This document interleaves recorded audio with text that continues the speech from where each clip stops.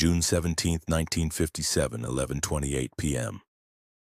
Joey the Blade Santoro's hands were steady when he raised the .45. 5 years of collections and enforcement work had trained the shake out of him. Through the Packard's half-open window, he could see Bumpy Johnson's silhouette moving toward a Lincoln Continental parked 30 feet down Lenox Avenue. The street was empty. Perfect conditions. Joey's partner, Vincent, kept muttering, clean shot, under his breath like a prayer. Behind them, Rizzo had already mapped their escape route, left on 141st straight through to the Bronx, ditching the car in Paulie's cousin's garage by midnight. Then the front doors of the Savoy Ballroom opened again, and what came out wasn't a person. It was a tide, 50 people, then 100, then more, flooding onto that sidewalk like someone had pulled a fire alarm, except nobody was running and nobody was screaming. They just stood there, filling every inch of space between Joey's gun and Bumpy's back. Was this Harlem protecting its king, or was this Bumpy Johnson's most brilliant trick? The thing about assassination attempts in 1957 is that they usually worked. You picked your target, you picked your moment, you pulled the trigger. Simple math.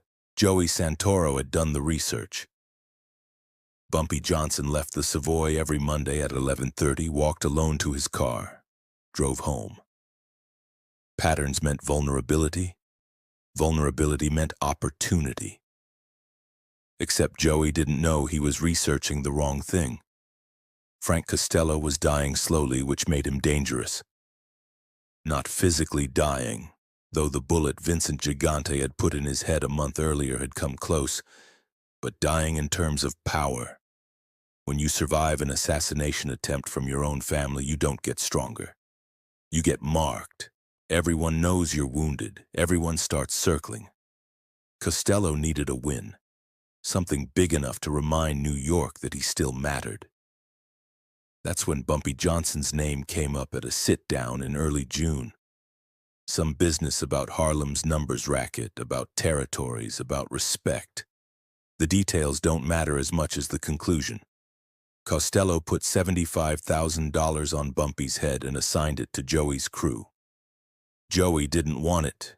You could see it in how he held the assignment paper, like it might catch fire. His crew, Vincent Esposito, Rizzo, Paulie DeMarco, they were solid earners. They collected debts, managed protection routes through Little Italy, handled disputes. But they weren't hitters. Not really. Breaking someone's legs sent a message. Killing Bumpy Johnson in the middle of Harlem? That was something else entirely. "This is a bad idea," Tommy had said when they met to discuss it.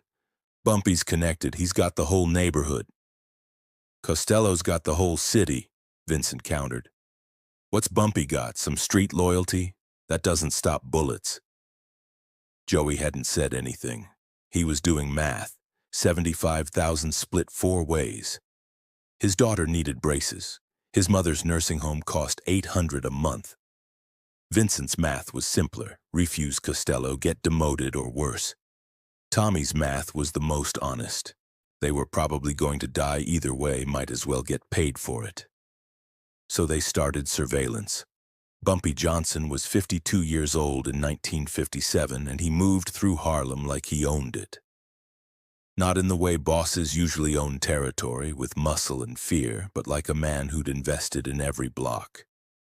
He'd paid rent for families, funded community centers, made problems disappear when the police wouldn't help. People didn't just fear Bumpy. They respected him. Sometimes they even loved him. But respect doesn't stop surveillance. Joey's crew spent 2 weeks tracking Bumpy's movements, and what they found was almost disappointing. Bumpy had routines: Monday nights at the Savoy Ballroom, Wednesday lunches at Wells Restaurant, Friday evenings at Lenox Lounge. For a man as smart as his reputation suggested, he was predictable. "He wants us to see the patterns," Tommy said during one of their debriefings. "Or he's just old," Vincent replied. "Old men get comfortable. They forget people want them dead." Joey stayed quiet, but Tommy's comment stuck with him. What if Bumpy was showing them patterns on purpose? What if the predictability was the trap? But that kind of thinking led nowhere. They had a job. They needed to do it. The Savoy made the most sense. Public enough that Bumpy wouldn't have his full security detail. Isolated enough that they'd have a clean shot when he walked to his car. They picked Monday, June 17th. Joey would take the shot. Vincent would watch the entrance. Tommy would handle the police radio they'd stolen. Paulie would drive. Simple plan. Nothing complicated. In and out in under 2 minutes. The Savoy was electric that night. Count Basie's orchestra was playing and the dance floor was packed with 400 people doing the Lindy Hop.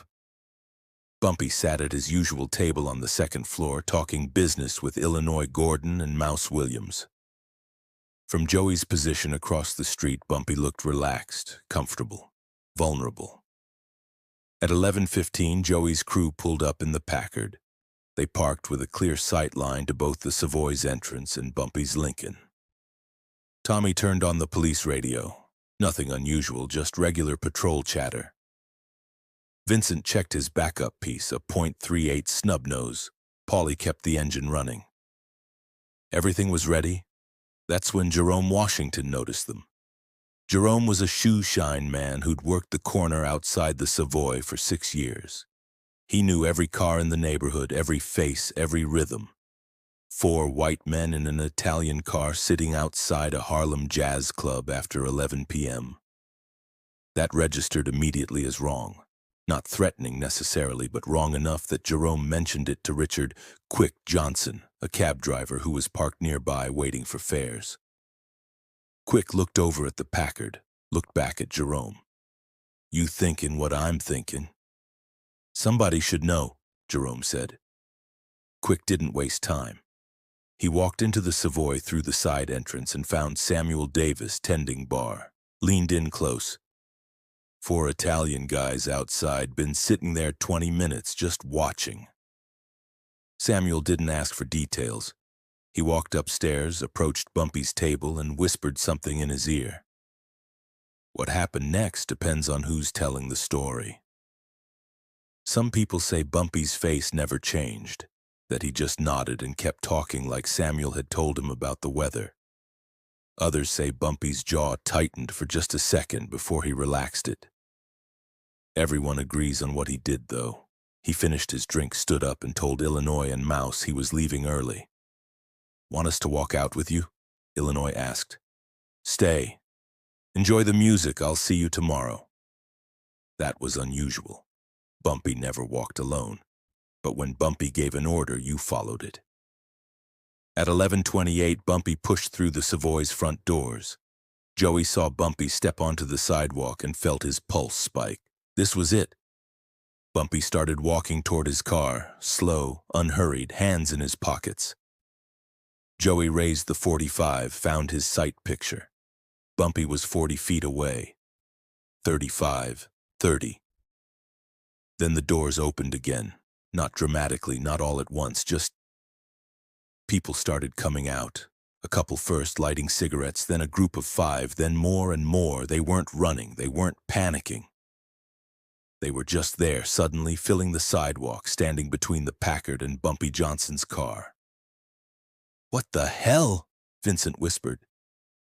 Joey kept the gun raised, but his target had disappeared into a crowd that kept growing. 20 people, 50, 100. Within 90 seconds, Lenox Avenue looked like the Savoy had emptied out, except the music was still playing inside. You could hear Count Basie's orchestra through the open windows. Jerome was suddenly right next to the Packard's front bumper, polishing someone's shoes. Quick was at his taxi, taking his time opening the trunk. Samuel was on the sidewalk, smoking a cigarette, standing exactly where Joey would need to aim to hit Bumpy's car. "We can't shoot," Tommy said from the back seat. "We'd have to shoot through 20 people."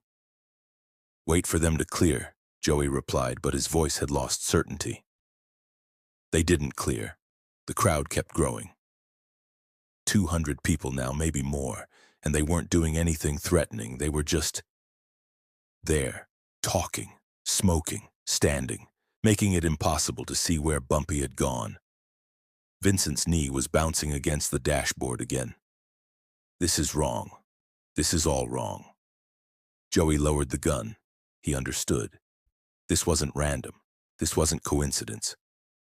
Somehow Harlem had known, or Harlem had guessed, or Harlem had just decided that 4 Italian guys in a Packard weren't taking one of their own tonight. Drive, Joey said quietly. Costello's gonna, Vincent started. Drive. Paulie pulled away from the curb, and as they rolled down Lenox Avenue, people turned to watch. Not hostile, not aggressive, just watching, making sure they were leaving. Some people swear that as the Packard reached the corner, Bumpy Johnson stepped out from behind his Lincoln, that he stood on the sidewalk with his hands in his pockets and watched them go, that he nodded once like he was saying thank you or goodbye or we'll do this again sometime. Other people say that's myth, that Bumpy was already in his car by then, driving home, never even knowing how close he'd come. The truth probably doesn't matter as much as what people believed happened. And what people believed was that Harlem had formed a human shield around Bumpy Johnson without him even asking for it.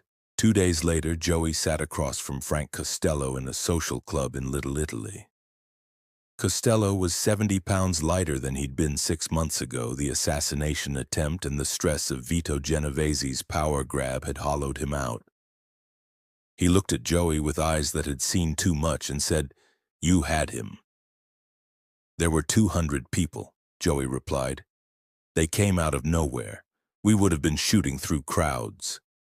Costello stared for a long time. Then he said something that Joey would repeat for years afterward. "You can't kill a man when an entire neighborhood decides he's not dying tonight." Joey and his crew were demoted, moved to dock work, stripped of their good roots and their respect. But they lived, and that counted for something. Frank Costello never put another contract on Bumpy Johnson. Within a year, he'd stepped down as boss. Here's what we don't know about that night.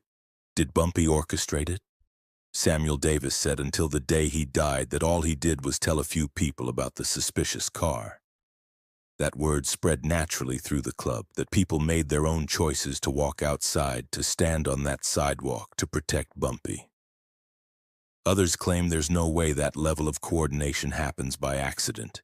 They say Bumpy must have known about the hit for days, must have prepared the crowd, must have staged the whole thing as a demonstration of power. The truth might be simpler and stranger than either version. Maybe Bumpy suspected something was coming.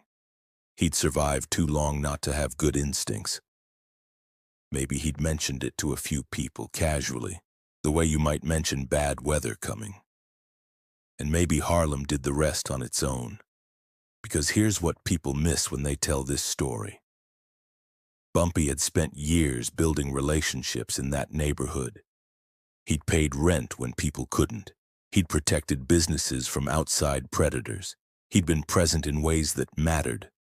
So when 4 Italian guys showed up in a Packard outside the Savoy, when word started spreading that something might be about to happen, maybe people didn't need to be told what to do. Maybe they just did it. The legend of that night is about Bumpy's invincibility, about how you couldn't kill him because he always saw it coming, always had a plan, always controlled every variable. And there's some truth to that. Bumpy was brilliant at reading situations, at staying 3 moves ahead. But the deeper truth is different. The reason Joey Santoro drove away that night wasn't because Bumpy had outsmarted him. It was because the cost of succeeding was too high. Shooting Bumpy would mean shooting through crowds. It would mean witnesses. It would mean war with an entire community, not just one man. That's the real power on display, not individual genius, but collective protection. Not one man being untouchable, but 400 people deciding that tonight he wouldn't be touched. Joey Santoro had a gun, training, a plan, and 75,000 reasons to pull the trigger. But he didn't have what Bumpy had, a neighborhood that would walk out of a ballroom and stand in the way. Bumpy Johnson lived another 11 years after that night. He survived more attempts, more contracts, more threats. When he finally died in 1968, it wasn't from a bullet. It was from a heart attack at Wells Restaurant, surrounded by people who'd known him for decades. The story of June 17, 1957 became legend. People told it for years, passed it down, added details, subtracted others. It became less about what actually happened and more about what it meant. That in Harlem, power didn't just flow down from the top. Sometimes it rose up from the bottom. Sometimes 400 people made individual choices that added up to something larger than any of them could do alone. Was it organized? Was it spontaneous? Did Bumpy plan it, or did it just happen? Maybe those are the wrong questions. Maybe the right question is, what kind of man builds relationships strong enough that when danger